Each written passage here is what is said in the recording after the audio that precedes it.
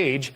Also, that the party should recognize that it moved too far left on social issues and come up with fresh ideas to reconnect with the base. Let's bring in Brianna Lyman, the Federalist elections correspondent. I'm sure you've read the New York Times advice. What do you think about it? Is that going to help the party win back the White House, the House, and the Senate, Brianna?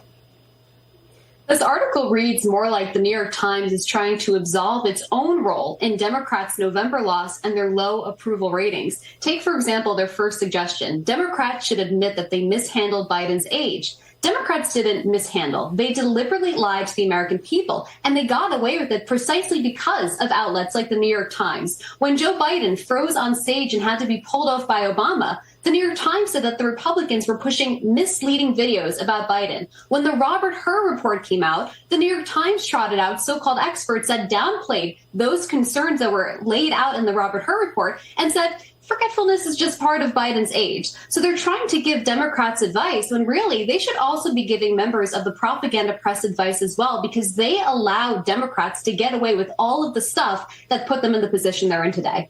Michael Bennet is a Democrat senator from Colorado. He's suggesting that he doesn't quite understand why it is that Donald Trump won. Here's what he had to say about Democrats and their strategy going forward.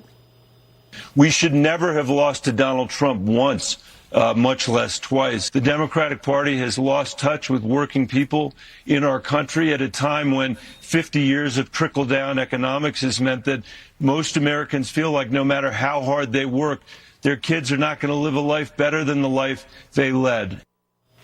So that seems to be advice for the party. He wants to win back the working class. Is that possible at this point? I don't think so. Look, nobody left the Democratic Party. The Democratic Party abandoned its own voters. And a 2023 Morning Consult poll found that voters believe Democrats were more ideologically extreme than Republicans by 9 points. So the voters clearly see that it's Democrats who have moved further left rather than Republicans moving further right. The other problem is Democrats care more about ideology and identity politics over real world impact. If you go on the Democrats' platform right now, there are 16 different groups that they claim to represent, all of which push their own agenda. So there is a fractured message coming out from the Democratic Party rather than a coherent, cohesive one. And when you're trying to win over large swaths of America, you need a coherent, unifying message, and they don't have that. It seems like they have a pretty deep hole to dig themselves out of. According to this NBC News poll that we're going to put on the screen, only 27% of Americans have a positive view of the Democrat Party. That's only 1 in 4. Negative views, 55%. So well over half. It's going to be a tall order for them to dig themselves out of that.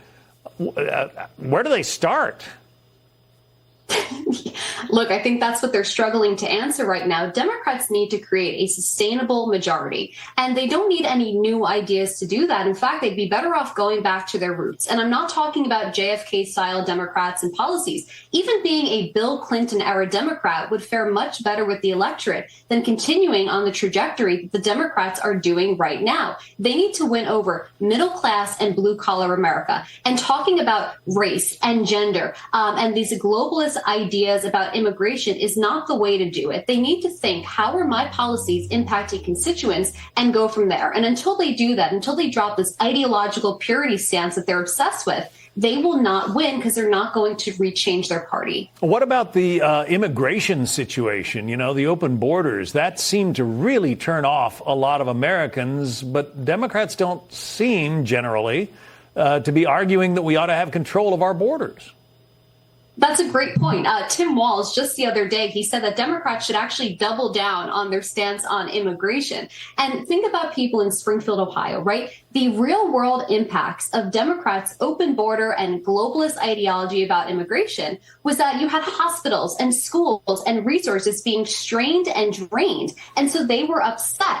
And until Democrats care about the impacts of their ideology, they will continue to lose. And immigration is quite a big topic in which they're just not willing to look at the impacts of their policies.